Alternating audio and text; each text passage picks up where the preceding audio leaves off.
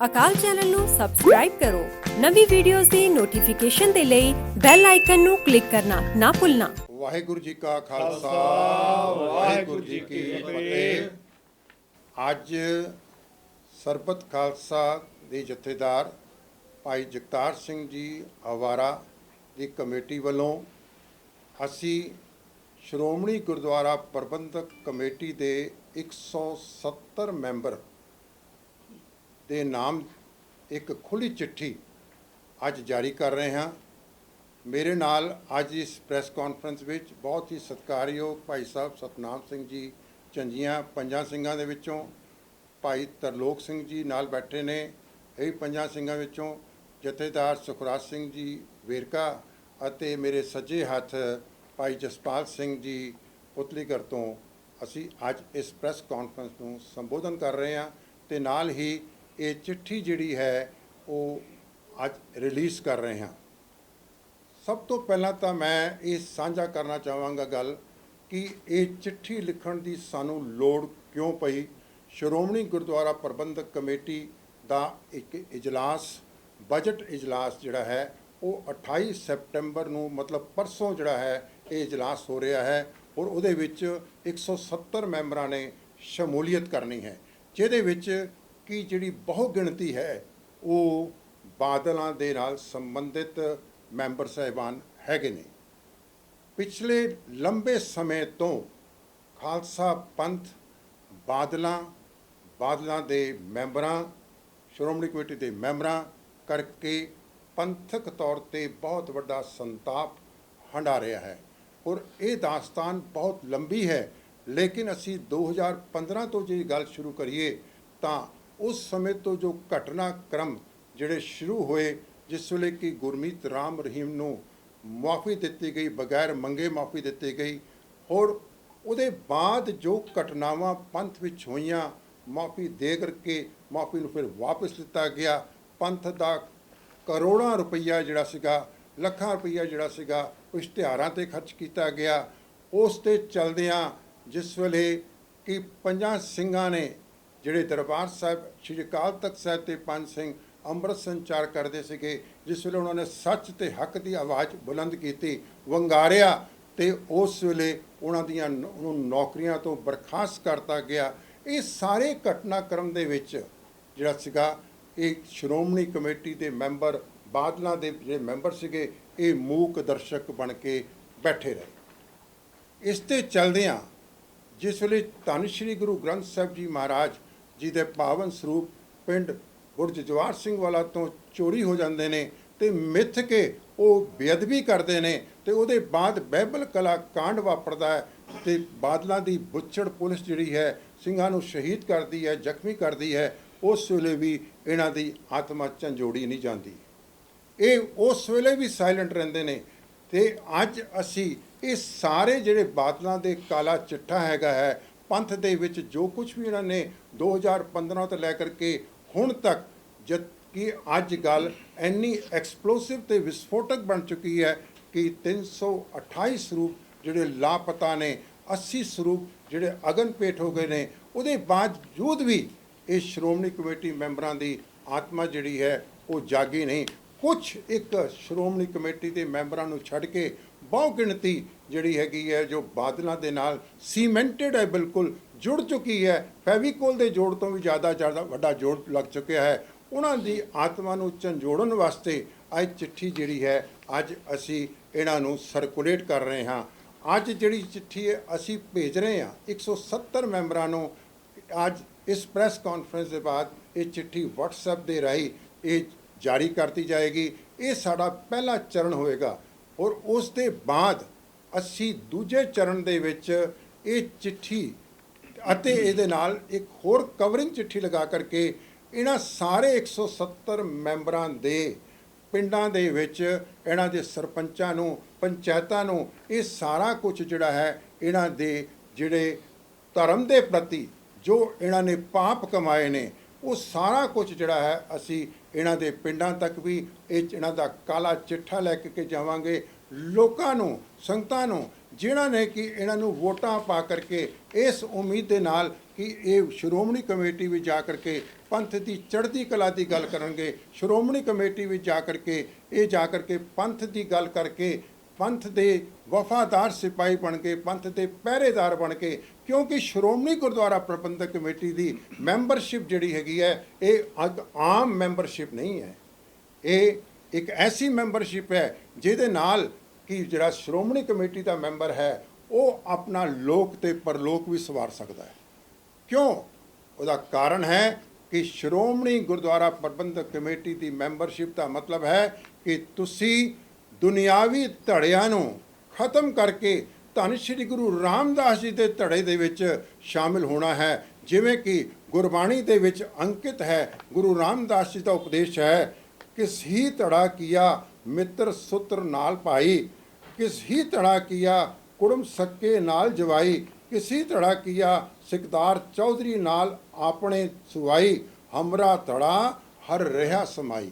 ਭਾਵ ਕਹਿਣ ਦਾ ਸ਼੍ਰੋਮਣੀ ਗੁਰਦੁਆਰਾ ਪ੍ਰਬੰਧਕ ਕਮੇਟੀ ਦੇ ਮੈਂਬਰਾਂ ਨੂੰ ਅਸੀਂ ਝੰਜੋੜਨ ਦੀ ਕੋਸ਼ਿਸ਼ ਕੀਤੀ ਹੈ ਗੁਰਬਾਣੀ ਦੇ ਸਿਧਾਂਤ ਦੇ ਮੁਤਾਬਕ, ਗੁਰਬਾਣੀ ਦੀ ਵਿਆਖਿਆ ਦੇ ਮੁਤਾਬਕ ਅਤੇ ਇਤਿਹਾਸ ਦੇ ਵਿੱਚੋਂ ਪ੍ਰਮਾਣ ਲੈ ਕਰਕੇ ਕਿ ਜਿਸ ਵੇਲੇ ਧੰਨ ਗੁਰੂ ਗੋਬਿੰਦ ਸਿੰਘ ਜੀ ਮਹਾਰਾਜ ਅਨੰਦਪੁਰ ਸਾਹਿਬ ਦੇ ਕਿਲੇ ਵਿੱਚ ਸਨ, ਸਾਰਾ ਪਰਿਵਾਰ ਤੇ ਸਿੰਘ ਉੱਥੇ ਸੀਗੇ, ਤਾਂ ਉਸ ਵੇਲੇ ਭਾਈ ਮਹਾਂ ਸਿੰਘ ਨੇ ਉਸ ਵੇਲੇ ਬਦਾਵਾ ਲਿਖਿਆ ਤੇ ਨਾਲ 40 ਸਿੰਘਾਂ ਨੇ ਇਹ ਕਿਹਾ ਕਿ ਸੱਚੇ ਪਾਤਸ਼ਾਹ ਅੱਜ ਦੇ ਬਾਅਦ ਤੂੰ ਸਾਡਾ ਸਿੱਖ ਨਹੀਂ, ਸਾਡਾ ਗੁਰੂ ਨਹੀਂ, ਤੇ ਬਦਾਵਾ ਲਿਖ ਕੇ ਆ ਗਏ। ਜਿਸ ਵੇਲੇ ਘਰ ਪਹੁੰਚੇ ਤੇ ਮਾਤਾ ਜੀ ਨੇ, ਮਾਤਾ ਭਾਗ ਕੌਰ ਜੀ ਨੇ ਉਹਨਾਂ ਨੂੰ ਝੰਜੋੜਿਆ ਤੇ ਉਹਨਾਂ ਦੇ ਝੰਜੋੜਨ ਦੇ ਨਾਲ ਉਹਨਾਂ ਦੀ ਆਤਮਾ ਜਾਗੀ ਅਤੇ ਉਹਨਾਂ ਨੇ ਮੁਕਤਸਰ ਦੀ ਜੰਗ ਦੇ ਵਿੱਚ ਸ਼ਹੀਦੀਆਂ ਪਾਈਆਂ ਤੇ ਸੱਚੇ ਪਾਤਸ਼ਾਹ ਨੇ ਟੁੱਟ ਕੇ ਫਿਰ ਉਹਨਾਂ ਨੂੰ ਗਲ ਨਾਲ ਲਾਇਆ ਤੇ ਬਦਾਵਾ ਪਾੜਿਆ।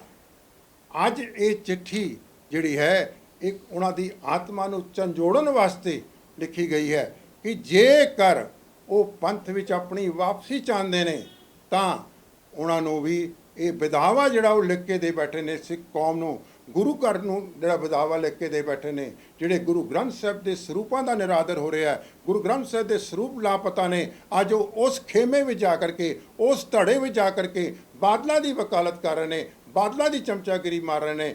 ਅੱਜ ਅਸੀਂ ਇੱਕ ਨਿਮਾਣਾ ਜਿਹਾ ਯਤਨ ਕਰਨ ਦੀ ਕੋਸ਼ਿਸ਼ ਕੀਤੀ ਹੈ, ਚਿੱਠੀ ਦੇ ਰਾਹੀਂ ਉਹਨਾਂ ਦੀ ਆਤਮਾ ਨੂੰ ਝੰਜੋੜਨ ਦੀ ਕੋਸ਼ਿਸ਼ ਕੀਤੀ ਹੈ ਕਿ ਉਹਨਾਂ ਦੀ ਆਤਮਾ ਝੰਜੋੜੀ ਜਾਵੇ ਅਤੇ ਉਹ ਗੁਰੂ ਆਪਣੀਆਂ ਪਿਛਲੀਆਂ ਗਲਤੀਆਂ ਨੂੰ ਮੰਨਦੇ ਹੋਏ ਗੁਰੂ ਅੱਗੇ ਅਰਦਾਸ ਕਰਕੇ ਬੇਨਤੀ ਕਰਨ ਪੰਥ ਦੇ ਅੱਗੇ ਕਿ ਸਾਡਾ ਜਿਹੜਾ ਇਹ ਵਿਦਾਵਾ ਜਿਹੜਾ ਹੈ ਇਹ ਪਾੜ ਦਿੱਤਾ ਜਾਵੇ, ਉਹ ਕੌਮ ਦੀ ਮੁੱਖ ਧਾਰਾ ਦੇ ਵਿੱਚ ਸ਼ਾਮਿਲ ਹੋ ਜਾਣ। ਕਿਉਂਕਿ ਬਾਦਲਾਂ ਨੇ ਜਿਸ ਤਰੀਕੇ ਦੇ ਨਾਲ ਕੌਮ ਦਾ ਨੁਕਸਾਨ ਕਰਤਾ ਹੈ, ਘਾਣ ਕਰਤਾ, ਸਿਧਾਂਤਾਂ ਦਾ ਘਾਣ ਕਰਤਾ ਹੈ, ਅੱਜ ਲੋੜ ਹੈ ਕਿ ਸ਼੍ਰੋਮਣੀ ਗੁਰਦੁਆਰਾ ਪ੍ਰਬੰਧਕ ਕਮੇਟੀ ਦੇ ਮੈਂਬਰ ਜਿਹੜੇ ਨੇ ਉਹ ਕੌਮ ਨੂੰ ਜਿਹੜਾ ਵਿਦਾਵਾ ਲਿਖ ਕੇ ਦੇ ਗਏ ਨੇ, ਅੱਜ ਉਹ ਵਿਦਾਵਾ ਉਹਨਾਂ ਨੂੰ ਪਾੜਨ ਦੀ ਲੋੜ ਹੈ, ਉਹਨਾਂ ਨੂੰ ਕੌਮ ਦੇ ਪ੍ਰਤੀ ਆਪਣੀ ਵਫਾਦਾਰੀ ਦਿਖਾਉਣ ਦੀ ਲੋੜ ਹੈ। ਅਸੀਂ ਇਹਨਾਂ ਉਦੇਸ਼ਾਂ ਦੇ ਨਾਲ ਇਹ ਚਿੱਠੀ ਜਿਹੜੀ ਹੈ ਇਹ ਲਿਖ ਰਹੇ ਹਾਂ ਤੇ ਇਸ ਚਿੱਠੀ ਦੇ ਬਾਅਦ ਜਿਵੇਂ ਕਿ ਮੈਂ ਮੈਨੂੰ ਦੱਸਿਆ ਕਿ ਅਸੀਂ ਇਹਨਾਂ ਦੇ ਪਿੰਡਾਂ ਦੇ ਸਰਪੰਚਾਂ ਨੂੰ, ਇਹਨਾਂ ਦੇ ਪਿੰਡਾਂ ਦੇ ਪੰਚਾਇਤਾਂ ਨੂੰ ਚਿੱਠੀਆਂ ਲਿਖਾਂਗੇ ਤੇ ਉਹਦੇ ਬਾਵਜੂਦ ਵੀ ਅਗਰ ਕੋਈ ਹਲਚਲ ਨਹੀਂ ਹੁੰਦੀ ਤਾਂ ਅਸੀਂ ਇਹਨਾਂ ਦੇ ਪਿੰਡਾਂ ਤੱਕ ਵੀ ਜਾ ਕੇ ਪਹੁੰਚ ਕਰਾਂਗੇ ਤੇ ਸੰਗਤਾਂ ਨੂੰ ਅਪੀਲ ਕਰਾਂਗੇ ਕਿ ਬਾਦਲਾਂ ਦੇ ਇਹਨਾਂ ਮੈਂਬਰਾਂ ਦਾ ਕੰਪਲੀਟ ਰੂਪ ਦੇ ਵਿੱਚ ਜਿਹੜਾ ਹੈ ਬਾਈਕਾਟ ਕੀਤਾ ਜਾਵੇ। ਤੇ ਇਹ ਚਿੱਠੀ ਜਿਹੜੀ ਹੈ ਅੱਜ ਅਸੀਂ ਰਿਲੀਜ਼ ਕਰਨ ਦੇ ਵਾਸਤੇ ਇੱਥੇ ਸਾਰੇ ਬੈਠੇ ਹਾਂ। ਪ੍ਰੋਫੈਸਰ ਸਾਹਿਬ, ਜਿਵੇਂ ਕਿ ਸਿੰਘ ਸਾਹਿਬ ਜਥੇਦਾਰ ਕਾਲਤਕ ਸਾਹਿਬ ਨੇ ਉਸ ਨੂੰ ਸਜ਼ਾ ਤੇ ਸਾਰਿਆਂ ਨੂੰ ਸੁਣਾਈ, ਲੇਕਿਨ ਇੱਕ ਵਾਰੀ ਕਿਸੇ ਨੂੰ ਸਵਾਲ ਨਹੀਂ ਕੀਤਾ ਗਿਆ ਕਿ ਗੁਰੂ ਗ੍ਰੰਥ ਸਾਹਿਬ ਦੇ ਸਰੂਪ ਜਿਹੜੇ ਨੇ ਉਹ ਕਿੱਥੇ ਨੇ, ਕਿਸ ਹਾਲਤ ਵਿੱਚ ਨੇ। ਪ੍ਰਧਾਨ ਸ਼੍ਰੋਮਣੀ ਕਮੇਟੀ ਜਿਹੜੇ ਨੇ ਉਹ ਯੂ ਟਰਨ ਲੈ ਕੇ ਪਹਿਲਾਂ ਇਹ ਕਹਿ ਕੇ ਕਿ ਫੌਜਦਾਰੀ ਮੁਕੱਦਮੇ ਜਿਹੜੇ ਦੋਸ਼ੀਆਂ ਦੇ ਦਰਜ ਕੀਤੇ ਜਾਣਗੇ। ਅਗਰ ਜਥੇਦਾਰ ਅਕਾਲ ਤਖਤ ਜਾਂ ਪ੍ਰਧਾਨ ਸ਼੍ਰੋਮਣੀ ਕਮੇਟੀ ਦੀ ਆਤਮਾ ਦੀ ਝੰਜੋੜੀ ਕੀਤੀ, ਤੁਹਾਨੂੰ ਵਿਸ਼ਵਾਸ ਹੈ ਕਿ 70 ਮੈਂਬਰਾਂ ਦੀ ਆਤਮਾ ਝੰਜੋੜੀ ਜਾਏਗੀ ਜਾਂ ਉਹਨਾਂ ਦੇ ਘਰ ਕੋਈ ਮਾਤਾ ਭਾਗੋ ਵਰਗੀ ਮਾਤਾ ਹੋਵੇਗੀ ਜੋ ਮੈਂ ਬੇਨਤੀ ਕਰਾਂ ਇਹਨਾਂ ਦੇ ਸਵਾਲ ਦਾ ਜਵਾਬ ਦੇਣ ਵਾਸਤੇ। ਜੇਕਰ ਅੱਜ ਇਹ ਗੁਰਬਾਣੀ ਦੀਆਂ ਤੁਕਾਂ ਜੋ ਧੜੇ ਨਾਲ ਸੰਬੰਧਿਤ ਨੇ ਤੇ ਗੁਰੂ ਰਾਮਦਾਸ ਜੀ ਦੇ ਉਪਦੇਸ਼ ਦੇ ਮੁਤਾਬਕ ਹਮਰਾ ਧੜਾ ਹਰ ਰਿਹਾ ਸਮਾਈ, ਇਹ ਜੋ ਗਿਆਨੀ ਹਰਪ੍ਰੀਤ ਸਿੰਘ ਨੇ ਇਹਨਾਂ ਦੇ ਉੱਤੇ ਵੀ ਇਹ ਗੁਰਬਾਣੀ ਦੀ ਤੁਕ ਲਾਗੂ ਹੁੰਦੀ ਹੈ। ਕਿਉਂਕਿ 18 ਸੈਪਟੰਬਰ ਨੂੰ ਜੇਕਰ ਗਿਆਨੀ ਹਰਪ੍ਰੀਤ ਸਿੰਘ ਜੀ ਮੀਰੀ ਪੀਰੀ ਦੇ ਮਾਲਕ ਧੰਨ ਸ਼੍ਰੀ ਗੁਰੂ ਹਰਗੋਬਿੰਦ ਸਾਹਿਬ ਜੀ ਮਹਾਰਾਜ ਦੇ ਸਿਧਾਂਤ ਤੇ ਚੱਲਦੇ ਤਾਂ ਉਸ ਦਿਨ ਉਹ ਆਦੇਸ਼ ਜਾਰੀ ਕਰਦੇ ਕਿ ਮੈਂ ਲੌਂਗੋਵਾਲ ਨੂੰ ਅਤੇ ਉਹਦੀ ਸਮੁੱਚੀ ਟੀਮ ਨੂੰ ਆਦੇਸ਼ ਕਰ ਰਿਹਾ ਕਿ ਮੋਰਚੇ ਤੇ 14 ਸਤੰਬਰ ਤੋਂ ਬੈਠੇ ਮੋਰਚੇ ਜਿਹੜੇ ਤੇ ਬੈਠੇ ਨੇ ਉਹ ਮੰਗ ਕਰ ਰਹੇ ਨੇ। ਦੋ ਮੰਗਾਂ ਨੇ ਉਹਨਾਂ ਦੀਆਂ ਮੁੱਖ ਰੂਪ ਦੇ ਵਿੱਚ। ਪਹਿਲੀ ਮੰਗ ਹੈ ਕਿ 328 ਸਰੂਪਾਂ ਦੇ ਸੰਬੰਧ ਦੇ ਵਿੱਚ ਜਿਹੜਾ ਹੈ ਉਹ ਦੱਸਿਆ ਜਾਵੇ ਸਰੂਪ ਕਿੱਥੇ ਨੇ, ਤੇ ਨਾਲ ਦੇ ਨਾਲ ਦੂਜੀ ਮੰਗ ਹੈਗੀ ਹੈ ਕਿ ਜਿਹੜਾ 27 ਅਗਸਤ ਨੂੰ ਜਿਹੜਾ ਮਤਾ ਪਾਸ ਕੀਤਾ ਗਿਆ ਸੀਗਾ ਕਿ ਇਹਨਾਂ ਦੋਸ਼ੀਆਂ ਦੇ ਖਿਲਾਫ ਫੌਜਦਾਰੀ ਕੇਸ ਰਜਿਸਟਰ ਕੀਤੇ ਜਾਣਗੇ, ਗਿਆਨੀ ਹਰਪ੍ਰੀਤ ਸਿੰਘ ਨੂੰ ਚਾਹੀਦਾ ਸੀਗਾ ਕਿ ਸ਼੍ਰੀ ਅਕਾਲ ਤਖਤ ਸਾਹਿਬ ਤੋਂ ਉੱਥੋਂ ਇਹ ਆਦੇਸ਼ ਜਾਰੀ ਕਰਦੇ ਤੇ ਕਹਿੰਦੇ ਕਿ ਲੌਂਗੋਵਾਲ ਜੀ ਅਤੇ ਉਹਨਾਂ ਦੀ ਟੀਮ ਸਾਰੀ ਜਿਹੜੀ ਹੈ 48 ਘੰਟੇ ਜਾਂ 72 ਘੰਟੇ ਦਾ ਅਲਟੀਮੇਟਮ ਦੇ ਕੇ ਕਹਿੰਦੇ ਕਿ ਭਈ ਇਹ ਮੰਗਾਂ ਪੂਰੀਆਂ ਕਰੋ। ਜਿਹੜੇ ਮੋਰਚੇ ਤੇ ਸਿੰਘ ਬੈਠੇ ਨੇ ਉਹਨਾਂ ਦੀ ਫਰਿਆਦ ਸੁਣੀ ਜਾਏ, ਉਹਨਾਂ ਦੀ ਮੰਗ ਸੁਣੀ ਜਾਏ ਤੇ ਕਿਹਾ ਜਾਂਦਾ ਉਹਨਾਂ ਨੂੰ ਕਿ ਤੁਸੀਂ 48 ਘੰਟਿਆਂ ਜਾਂ 72 ਘੰਟਿਆਂ ਦੇ ਵਿੱਚ ਇਹ ਮੰਗਾਂ ਪੂਰੀਆਂ ਕਰਕੇ ਅਕਾਲ ਤਖਤ ਨੂੰ ਆ ਕਰਕੇ ਅਸੀਂ ਕੰਪਲੈਂਸ ਕਰਕੇ ਰਿਪੋਰਟਿੰਗ ਕਰੋ। ਲੇਕਿਨ ਉਹਨਾਂ ਵੱਲੋਂ ਇੱਕ ਨਰਮੀ ਵਾਲਾ ਰੁਖ ਰੱਖਿਆ ਗਿਆ। ਕਿਧਰੇ ਨਾ ਕਿਧਰੇ ਉਹਨਾਂ ਦੇ ਉੱਤੇ ਵੀ ਕੌਮੀ ਤੌਰ ਤੇ ਉੱਤੇ ਦੋਸ਼ ਆਇਦ ਹੁੰਦੇ ਨੇ ਕਿ ਉਹਨਾਂ ਨੇ ਇਸੇ ਕਰਕੇ ਸਾਨੂੰ ਅੱਜ ਆਵਾਜ਼ ਬੁਲੰਦ ਕਰਨੀ ਪੈ ਰਹੀ ਹੈ ਕਿ ਜਿਹੜੇ ਸ਼੍ਰੋਮਣੀ ਗੁਰਦੁਆਰਾ ਪ੍ਰਬੰਧਕ ਕਮੇਟੀ ਦੇ ਮੈਂਬਰ ਨੇ ਉਹਨਾਂ ਦੇ ਉੱਤੇ ਵੀ ਅਤੇ ਗਿਆਨੀ ਹਰਪ੍ਰੀਤ ਸਿੰਘ, ਕਿਉਂਕਿ ਅਸੀਂ ਇੱਕ ਚੌਕੀਦਾਰ ਹਾਂ ਕੌਮ ਦੇ, ਅਸੀਂ ਪਹਿਰੇਦਾਰ ਹਾਂ ਕੌਮ ਦੇ, ਅਸੀਂ ਸੱਚ ਦੀ ਆਵਾਜ਼ ਨੂੰ ਬੁਲੰਦ ਕਰਨਾ ਹੈ ਤੇ ਇਸ ਕਰਕੇ ਅਸੀਂ ਸਮਝਦੇ ਹਾਂ ਕਿ 18 ਸਤੰਬਰ ਨੂੰ ਜੋ ਕੁਝ ਵੀ ਕੀਤਾ ਗਿਆ ਉਹ ਦੇ ਵਿੱਚ ਕਿਧਰੇ ਨਾ ਕਿਧਰੇ ਧੜੇਬੰਦੀ ਦੇ ਵਿੱਚ ਬੈਠ ਕੇ ਫੈਸਲੇ ਕੀਤੇ ਗਏ ਨੇ। ਸਰ, ਗਿਆਨੀ ਹਰਪ੍ਰੀਤ ਸਿੰਘ ਨੂੰ ਅਕਾਲੀ ਫੂਲਾ ਸਿੰਘ ਅਵਾਰਡ ਮਿਲਿਆ, ਬਾਦਲ ਸਾਹਿਬ ਨੂੰ ਫਖਰ ਕੌਮ ਮਿਲਿਆ, ਕੀ ਅਸੀਂ ਅਵਾਰਡ ਲੈਣ ਤੱਕ ਸੀਮਤ ਹੈ ਕਿ ਆਪਣੀ ਕੌਮ ਪ੍ਰਤੀ ਵੀ ਜਿਹੜੇ ਕੁਝ ਪਦ ਜਿਹੜੇ ਸਾਡੇ ਹੈ ਜੀ? ਦੇਖੋ ਜੀ, ਸਾਡੀ ਬਦਕਿਸਮਤੀ ਹੈ, ਸਾਡੀ ਬਦਕਿਸਮਤੀ ਹੈ ਕਿ ਅਵਾਰਡਾਂ ਦੇ ਪੈਰਾਮੀਟਰ ਹੀ ਡਿਸਾਈਡ ਨਹੀਂ ਕੀਤੇ ਗਏ। ਅਵਾਰਡਾਂ ਦੇ ਪੈਰਾਮੀਟਰਸ ਹੁੰਦੇ ਨੇ, ਉਹਨਾਂ ਦੀ ਇੱਕ ਪਲੈਨਿੰਗ ਹੁੰਦੀ ਹੈ ਕਿ ਇਹਨਾਂ ਸ਼ਰਤਾਂ ਨੂੰ ਜਿਹੜਾ ਵਿਅਕਤੀ ਪੂਰਾ ਕਰੇਗਾ ਤਾਂ ਉਸ ਵਿਅਕਤੀ ਨੂੰ ਜਿਹੜਾ ਹੈ ਅਵਾਰਡ ਦਿੱਤਾ ਜਾਏਗਾ। ਲੇਕਿਨ ਦੁਖਾਂਤ ਇਹ ਹੈ ਫਿਰ ਗੱਲ ਧੜੇ ਦੀ ਆ ਜਾਂਦੀ ਹੈ। ਉਸ ਵੇਲੇ ਗਿਆਨੀ ਗੁਰਬਚਨ ਸਿੰਘ ਦਾ ਨੇ ਜਿਹੜਾ ਸੀਗਾ ਇਹ ਅਵਾਰਡ ਦੇਤਾ ਫਖਰੇ ਕੌਮ ਦਾ। ਪਤਾ ਨਹੀਂ ਕਿ ਉਹਨਾਂ ਨੂੰ ਕਿਵੇਂ ਇਹਦੀ ਗੱਲ ਦੀ ਸੋਝੀ ਹੋ ਗਈ ਕਿ ਇਹ ਜੀ ਫਖਰੇ ਕੌਮ ਨੇ। ਬੇਸਿਕਲੀ ਦੇਖਿਆ ਜਾਵੇ ਤੇ ਨਾ ਤਾਂ ਇਹਨਾਂ 'ਚੋਂ ਕੋਈ ਫਖਰੇ ਕੌਮ ਹੈ ਤੇ ਨਾ ਹੀ ਅਜੇ ਤੱਕ ਕੋਈ ਫੂਲਾ ਸਿੰਘ ਹੈਗਾ। ਸੋ ਇਸ ਕਰਕੇ ਇਹ ਅਵਾਰਡਾਂ ਦੀ ਵੀ ਤੋਹੀਨ ਹੈ ਤੇ ਅਵਾਰਡ ਦੇਣ ਵਾਲੇ ਦੀ ਵੀ, ਤੇ ਉਸ ਤਖਤ ਤੇ ਬੈਠ ਕਰਕੇ ਇਹੋ ਜਿਹੇ ਫੈਸਲੇ ਕਰਨ ਦੇ ਨਾਲ ਜਿਹੜਾ ਹੈ ਉਹ ਮੈਂ ਸਮਝਦਾ ਹਾਂ ਕਿਧਰੇ ਨਾ ਕਿਧਰੇ ਮੀਰੀ ਪੀਰੀ ਦੇ ਸਿਧਾਂਤ ਨੂੰ ਸੱਟ ਵੱਜਦੀ ਪਈ ਹੈ। ਸਰ, ਅੰਮ੍ਰਿਤਸਰ ਦੇ ਗੁਰਦੁਆਰਾ ਲੋਹਗੜ੍ਹ ਸਾਹਿਬ ਦੇ ਲਾਗੇ ਇੱਕ ਮੋਦੀ ਦਵਾਖਾਨਾ ਖੁੱਲਿਆ ਜਿੱਥੇ ਮੋਦੀ ਸਾਹਿਬ ਦੀ, ਪ੍ਰਧਾਨ ਮੰਤਰੀ ਮੋਦੀ ਦੀ ਫੋਟੋ ਲੱਗੀ ਹੈ, ਜਦੋਂ ਕਿ ਉਹ ਮੋਦੀ ਖਾਨਾ ਗੁਰੂ ਸਾਹਿਬ ਦਾ ਜਿਹੜਾ ਚਲਾਇਆ ਸੀ 13 ਤਰ੍ਹਾਂ ਕਰਕੇ ਕਿਸੇ ਗਰੀਬ ਦੀ ਹਮਾਇਤ ਕਰਨ ਦੇ ਲਈ, ਉਹਦੇ ਵਿੱਚ ਉਹਨਾਂ ਨੇ ਧਮਕੀਆਂ ਵੀ ਦਿੱਤੀਆਂ ਸੰਗਤਾਂ ਨੇ ਜਾਂ ਲੋਕਾਂ ਨੇ। ਦੇਖੋ, ਅੱਜ ਦਾ ਜਿਹੜਾ ਸਾਡਾ ਮੁੱਦਾ ਹੈ ਨਾ ਉਹ ਚਿੱਠੀ ਨਾਲ ਸੰਬੰਧਿਤ ਹੈ, ਲੇਕਿਨ ਮੈਂ ਤੁਹਾਡੀ ਗੱਲ ਦਾ ਜਵਾਬ ਇੱਕ ਲਾਈਨ ਵੀ ਦੇ ਦਿਆਂਗਾ। ਫਿਰ ਮੁੱਦੇ ਨਾਲ ਸੰਬੰਧਿਤ ਤੁਸੀਂ ਸਪਸ਼ਟ ਕਰਿਓ ਕਿ ਸੱਚੋ ਉਰੇ ਸਭ ਕੋ ਉੱਪਰ ਸਜ ਆਚਾਰ, ਕੂੜ ਨਿਖੁੱਟੇ ਨਾਨਕਾ ਓੜ ਸੱਚ ਰਹੀ। ਇਹ ਜਿਹੜੇ ਕੋਈ ਮੋਦੀ ਦੇ ਨਾਂ ਤੇ ਦਵਾਖਾਨਾ ਤੇ ਇਸ ਤਰੀਕੇ ਦੀਆਂ ਜਿਹੜੀਆਂ ਗੱਲਾਂ ਨੇ, ਇਹ ਦੇ ਨਾਲ ਕੌਮ ਨੂੰ ਗੁੰਮਰਾਹ ਕਰਨ ਦੇ ਤਰੀਕੇ ਨੇ, ਇਹਦੇ ਨਾਲ ਕੁਝ ਨਹੀਂ ਹੋਣਾ। ਪ੍ਰੋਫੈਸਰ, ਮੋਰਚਾ ਅੰਮ੍ਰਿਤਸਰ ਲੱਗਾ ਸੀ, ਮੋਰਚਾ ਲੋਂਗੋਵਾਲ ਦੇ ਘਰ ਵੀ ਲੱਗ ਗਿਆ, ਤੁਸੀਂ ਲੈਟਰਾਂ ਭੇਜ ਰਹੇ ਹੋ ਪਰ ਉਹਨਾਂ ਦਾ ਘਰਾਓ ਕੀਤਾ ਹੋਇਆ, ਜੇ ਉੱਧਰ ਉਹਨਾਂ ਨੂੰ ਅਜੇ ਪਤਾ ਨਹੀਂ ਲੱਗਿਆ, ਸੋਝੀ ਨਹੀਂ ਆ ਰਹੀ, ਤਾਂ ਤੁਹਾਨੂੰ ਲੱਗਦਾ ਕਿ ਇਹ ਲੈਟਰਾਂ ਜਾਣੀਆਂ ਇਹਦੇ ਨਾਲ ਕੋਈ ਵੱਧ ਫਾਇਦਾ ਹੋ ਸਕਦਾ? ਦੇਖੋ, ਇੱਕ ਗੱਲ ਚੇਤੇ ਰੱਖਿਓ, ਧੰਨ ਸ਼੍ਰੀ ਗੁਰੂ ਗ੍ਰੰਥ ਸਾਹਿਬ ਜੀ ਦੇ 1430 ਅੰਕ ਦਾ ਤੁਸੀਂ ਪਾਠ ਕਰ ਲਓ। ਗੁਰਬਾਣੀ ਥਾਂ ਥਾਂ ਤੇ ਸਾਨੂੰ ਪੋਜ਼ਿਟਿਵ ਥਿੰਕਿੰਗ ਵਾਲੇ ਪਾਸੇ, ਆਸ਼ਾਵਾਦੀ ਹੋਣ ਵਾਲੇ ਪਾਸੇ ਪ੍ਰੇਰਿਤ ਕਰਦੀ ਹੈ। ਗੁਰਬਾਣੀ ਦਾ ਕੋਈ ਵੀ ਪੰਕਤੀ ਕਿਸੇ ਵੀ ਥਾਂ ਤੇ, ਚਾਹੇ ਭਗਤਾਂ ਦੀ ਹੈ, ਚਾਹੇ ਭਾਈ ਭੱਟਾਂ ਦੀ, ਸਤਿਕਾਰਿਤ ਭੱਟਾਂ ਦੀ ਹੈ, ਚਾਹੇ ਗੁਰੂਆਂ ਦੀ ਬਾਣੀ ਹੈ, ਕਿਸੇ ਵੀ ਥਾਂ ਦੇ ਉੱਤੇ ਸਾਨੂੰ ਨੈਗੇਟਿਵ ਥਿੰਕਿੰਗ ਵਾਲੇ ਪਾਸੇ ਨਹੀਂ ਲੈ ਕੇ ਜਾਂਦੀ।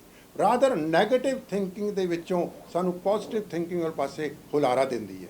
ਸੋ ਅਸੀਂ ਕੌਮ ਦੇ ਇੱਕ ਚੌਕੀਦਾਰ ਹੋਣ ਦੇ ਨਾਤੇ ਗੁਰਬਾਣੀ ਨੂੰ ਬੇਸ ਬਣਾ ਕਰਕੇ ਸਿੱਖ ਇਤਿਹਾਸ ਨੂੰ ਆਧਾਰ ਬਣਾ ਕਰਕੇ ਇਹਨਾਂ ਦੀ ਆਤਮਾ ਨੂੰ ਝੰਜੋੜਨ ਦੀ ਕੋਸ਼ਿਸ਼ ਕੀਤੀ ਹੈ। ਤੇ ਇਹਦੇ ਵਿੱਚ 13 ਦਿਨ ਹੋ ਚੁੱਕੇ ਆ ਤੇ ਦੂਜੇ ਮੋਰਚੇ ਦੇ ਵਿੱਚ 4 ਤੋਂ 5 ਦਿਨ ਹੋ ਗਏ ਆ, ਅਜੇ ਤੱਕ ਜੇ ਐਸੀ ਕਿਸੇ ਦੀ ਗੱਲ ਕਰਦੇ ਆ ਉਹਨਾਂ ਨੁਮਾਇੰਦਿਆਂ ਦੀ ਗੱਲਬਾਤ ਹੋਈ ਆ, ਪਰ ਕਿਤੇ ਨਾ ਕਿਤੇ ਸਿੱਟਾ ਨਹੀਂ ਨਿਕਲਿਆ ਉਹਦਾ। ਇਹਦੇ ਬਾਰੇ ਕੀ ਕਹਿਣਾ ਚਾਹੋਗੇ? ਦੇਖੋ, ਤੁਹਾਡੀ ਲੈਟਰ ਪਹੁੰਚਣੀ ਆ, ਪਰਸੋਂ ਫਿਰ ਦਾ ਕੱਟ ਹੋ ਰਿਹਾ ਵਾ।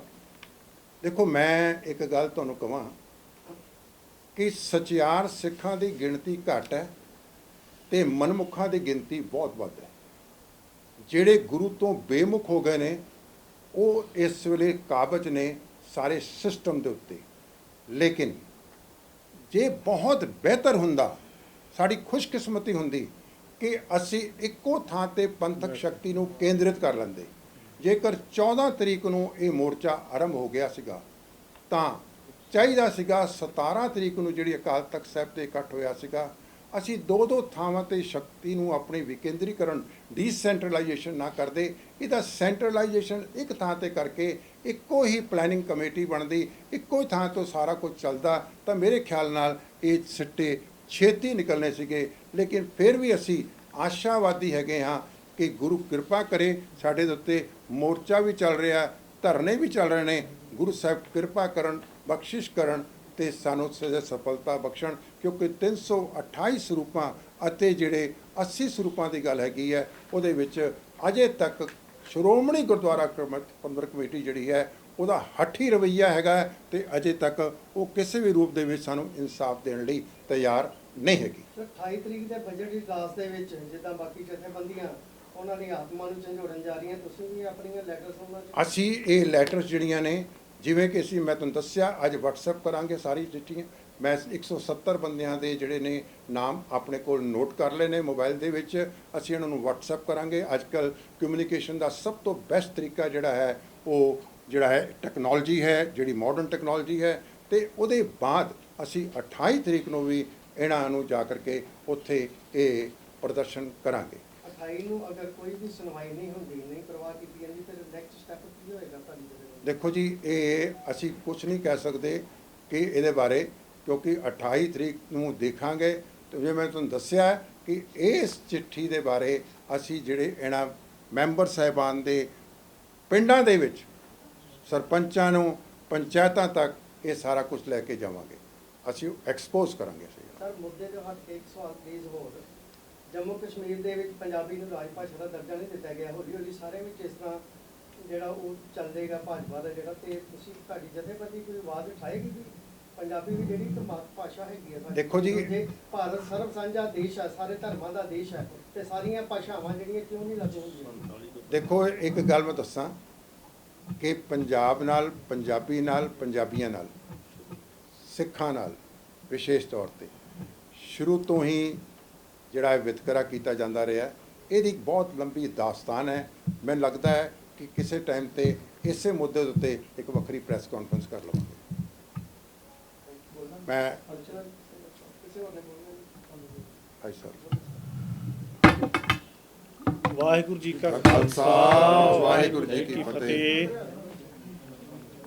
ਨਨਕਾਣਾ ਸਾਹਿਬ ਵਿਖੇ 300 ਦੇ ਕਰੀਬ ਸ਼ਹੀਦ ਹੋਏ ਸਿੰਘਾਂ ਦੇ ਅੰਤਮ ਸੰਸਕਾਰ ਸਮੇਂ ਉਹਨਾਂ ਦੀਆਂ ਲਾਟਾਂ ਦੇ ਥੱਲੇ ਮਤੇ ਪਾਸ ਕੀਤੇ ਦੇ ਦੌਰਾਨ ਜੋ ਸ਼੍ਰੋਮਣੀ ਕਮੇਟੀ ਹੋਂਦ ਵਿੱਚ ਆਈ, ਉਹ ਉਹਨਾਂ ਦੇ ਚੰਦ ਕਦਮਾਂ ਤੇ ਚੱਲਣ ਤੋਂ ਬਹੁਤ ਪਿੱਛੇ ਜਾ ਚੁੱਕੀ ਹੈ। ਇਹਦੇ ਵਿੱਚ ਸੁਧਾਰ ਵਾਸਤੇ ਇੱਕ ਬਹੁਤ ਵੱਡਾ ਉਪਰਾਲਾ ਕੀਤਾ ਗਿਆ ਹੈ। ਕਿਸੇ ਵੀ ਸਮੇਂ ਕਿਸੇ ਵੀ ਜ਼ਮੀਰ ਨੂੰ ਝੰਜੋੜਾ ਆ ਸਕਦਾ ਹੈ, ਜਿਵੇਂ ਕਿ ਭਾਈ ਮਾਨ ਸਿੰਘ ਜੀ ਝਬਾਲ ਵਿਖੇ ਆ ਗਏ ਹੀ ਛੱਡ ਕੇ ਮੈਦਾਨ, ਤੇ ਉਹਨਾਂ ਨੂੰ ਐਸਾ ਮਾਤਾ ਭਾਗ ਕੌਰ ਜੀ ਨੇ ਜੋਸ਼ੀਲਾ ਝੰਜੋੜਿਆ ਕਿ ਉਹ ਦੁਬਾਰਾ ਗੁਰੂ ਕਲਗੀਧਰ ਸਾਹਿਬ ਜੀ ਦੇ ਗੋਡਿਆਂ ਦੇ ਉੱਤੇ ਸਵਾਸ ਉਹਨਾਂ ਦੇ ਨਿਕਲੇ। ਉਹਨਾਂ ਦੇ 10 ਹਜ਼ਾਰੀ, 20 ਹਜ਼ਾਰੀ, 30 ਹਜ਼ਾਰੀ ਖਿਤਾਬ ਉਹਨਾਂ ਨੇ ਪ੍ਰਾਪਤ ਕੀਤੇ। ਇਸ ਤਰ੍ਹਾਂ ਕੁਝ ਕੁ ਸ਼੍ਰੋਮਣੀ ਕਮੇਟੀ ਦੇ ਮੈਂਬਰਾਂ ਨੇ ਜਦੋਂ ਰਾਮ ਰਹੀਮ ਨੂੰ ਮਾਫੀ ਨੂੰ ਸਾਬਤ ਕਰਨ ਵਾਸਤੇ ਇੱਕ ਉਚੇਚਾ ਇਜਲਾਸ ਬੁਲਾਇਆ ਗਿਆ ਸੀ, ਉਹਦੇ ਵਿੱਚ ਕੁਝ ਸਿੰਘਾਂ ਨੇ ਇਸ ਮਤੇ ਦਾ ਬਾਈਕਾਟ ਕੀਤਾ ਸੀ ਕਿ ਇਹ ਬਹੁਤ ਤੁਸੀਂ ਮਾੜਾ ਕਰਮ ਕਰ ਰਹੇ ਜੀ, ਬਿਨਾਂ ਸੱਦੇ ਤੋਂ ਮਾਫੀ ਦੇਣਾ ਕੋਈ ਪਾਪ ਨਹੀਂ, ਜੋ ਸ਼ਰਨ ਆਵੇ ਤੇ ਕੰਠ ਲਾਏ ਇਹ ਸ਼ਰਨ ਸੁਆਮੀ, ਇਹ ਬਿਰਧ ਸੁਆਮੀ ਸੰਦਾ। ਇਹ ਗੁਰੂ ਸਾਹਿਬ ਜੀ ਦਾ ਬਿਰਧ ਹੈ। ਗੁਰੂ ਸਾਹਿਬ ਜੀ ਸਦਾ ਹੀ ਬਖਸ਼ਣਹਾਰ ਹਨ, ਪਰ ਉਹ ਇੱਥੇ ਆਇਆ ਹੀ ਨਹੀਂ।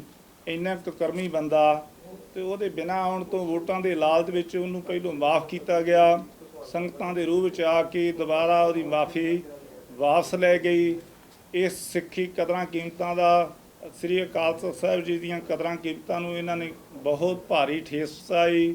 ਮਿੱਟੀ ਦੇ ਵਿੱਚ ਜਥੇਦਾਰਾਂ ਨੇ ਇਹਨਾਂ ਨੇ ਰੋਲ ਕੇ ਰੱਖ ਦਿੱਤਾ। ਸਾਰੀਆਂ ਸਿੱਖ ਸੰਗਤਾਂ ਨੇ ਇਹਨਾਂ ਦਾ ਬਹੁਤ ਭਾਰੀ ਵਿਰੋਧ ਕੀਤਾ। ਉਸ ਸਮੇਂ ਜੋ ਕਿ ਸ਼੍ਰੋਮਣੀ ਕਮੇਟੀ ਤੇ ਕਾਰਜ ਧਿਰਾਂ ਨੇ ਉਹ ਬੇਜਿੱਦ ਹੋ ਕੇ ਉਹਨਾਂ ਜਥੇਦਾਰਾਂ ਨੂੰ ਉੱਥੇ ਬਿਠਾਈ ਰੱਖਿਆ। ਉਦੋਂ ਕਿ ਜਿਹੜੇ ਕੁਝ ਪੰਥ ਦਰਦੇ ਸੀ, ਇਹਨਾਂ ਜਥੇਦਾਰ ਬਣਾਉਣ ਲਈ ਪੇਸ਼ਕਸ਼ ਕੀਤੀ ਤੇ ਉਹ ਜਥੇਦਾਰ ਬਣਨ ਲਈ ਵੀ ਤਿਆਰ ਨਹੀਂ ਸਨ ਕੌਮ ਦੇ ਦਰਦ ਦੇ ਅੱਗੇ। ਹੁਣ ਵੀ ਇਸ ਵੇਲੇ ਕੌਮ ਦਰਦੇ, ਸਾਰਾ ਪੰਥ ਇਕੱਠਾ ਹੈ। ਸਾਡੇ ਲੀਡਰ ਨੂੰ ਇੱਕ ਹੋਣ ਦੀ ਲੋੜ ਹੈ। ਜੇ ਸਾਡੇ ਲੀਡਰ ਇੱਕ ਹੋ ਜਾਂਦੇ ਤਾਂ 550 ਸਾਲਾਂ ਤੇ ਸਾਡੇ ਜਿਹੜੇ ਸਿੰਘ ਸੇ ਜੇਲ੍ਹਾਂ ਵਿੱਚ ਬੰਦ, ਉਹ ਅੱਜ ਬਾਹਰ ਹੁੰਦੇ। ਇਹੋ ਹੀ ਕਾਰਨ ਹੈ ਕਿ ਅੱਜ ਵੀ ਜੇ ਸਾਰਾ ਪੰਥ ਇਕੱਠਾ ਹੋ ਜਾਵੇ, ਜਦੋਂ ਕਿ ਸਮੇਂ-ਸਮੇਂ ਤੇ ਜੋ ਕਿ ਟਕਸਾਲੀ ਅਕਾਲੀ ਦਲ ਹੋਂਦ ਵਿੱਚ ਆਇਆ, ਉਸ ਤੋਂ ਬਾਅਦ ਢੀਂਡਸਾ ਅਕਾਲੀ ਦਲ ਹੋਂਦ ਵਿੱਚ ਆਇਆ, ਇਹਨਾਂ ਨੇ ਬਹੁਤ ਦੇਰ ਕੀਤਾ ਆਪਣੀ ਆਵਾਜ਼ ਬੁਲੰਦ ਕੀਤੀ। ਜਦੋਂ ਰਾਮ ਰਹੀਮ ਨੂੰ ਮਾਫੀ ਦਿੱਤੀ ਗਈ ਹੈ, ਇਹਨੇ ਕਦਰਾਂ ਕੀਮਤਾਂ ਨੂੰ ਢਾਹ ਲਾਈ ਸੀ। ਜੇ ਕਿਤੇ ਉਦੋਂ ਆਵਾਜ਼ ਬੁਲੰਦ ਕਰ ਦਿੰਦੇ, ਸ੍ਰੀ ਗੁਰੂ ਗ੍ਰੰਥ ਸਾਹਿਬ ਜੀ ਦੀਆਂ ਬੇਅਦਬੀਆਂ ਹੋਈਆਂ, ਤਾਂ ਇਸ ਸਮੇਂ ਜੋ ਕਿ ਕਾਬਜ਼ ਤੇ ਰਹਿ ਉਸਦਾ ਨਾਂ ਨਿਸ਼ਾਨ ਵੀ ਪੰਜਾਬ ਦੇ ਵਿੱਚ ਨਾ ਹੁੰਦਾ। ਅੱਜ ਸਮੇਂ ਦੀ ਲੋੜ ਹੈ ਕਿ ਅੱਜ ਵੀ ਇਹ ਆਪਣੀ ਜ਼ਮੀਰ ਨੂੰ ਝੋੜਨ, ਆਪਣੇ ਮੂਲ ਨੂੰ ਪਛਾਣਨ।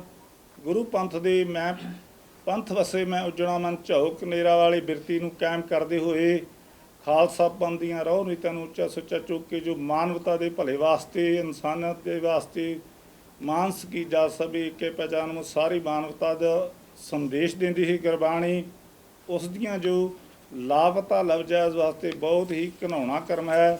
ਇਹਨਾਂ ਨੂੰ ਇਸ ਉੱਤੇ ਪਹਿਰਾ ਦੇਣਾ ਚਾਹੀਦਾ ਹੈ ਤੇ ਗੁਰੂ ਪੰਥ ਨੂੰ ਇਹ ਧੜਿਆਂ ਨੂੰ ਛੱਡ ਕੇ ਗੁਰੂ ਗ੍ਰੰਥ ਸਾਹਿਬ ਜੀ ਦੇ ਵਾਸਤੇ ਇਹਨਾਂ ਨੂੰ ਆਪਣੀ ਕੁਰਬਾਨੀ ਕਰਨੀ, ਹਰ ਕੁਰਬਾਨੀ ਕਰਨੀ ਤਿਆਰ ਹੋ ਜਾਣਾ ਚਾਹੀਦਾ ਹੈ। ਵਾਹਿਗੁਰੂ ਜੀ ਕਾ ਖਾਲਸਾ, ਵਾਹਿਗੁਰੂ ਜੀ ਕੀ ਫਤਿਹ। ਅਕਾਲ ਚੈਨਲ ਨੂੰ ਸਬਸਕ੍ਰਾਈਬ ਕਰੋ। ਨਵੀਂ ਵੀਡੀਓਜ਼ ਦੀ ਨੋਟੀਫਿਕੇਸ਼ਨ ਦੇ ਲਈ ਬੈਲ ਆਈਕਨ ਨੂੰ ਕਲਿੱਕ ਕਰਨਾ ਨਾ ਭੁੱਲਣਾ।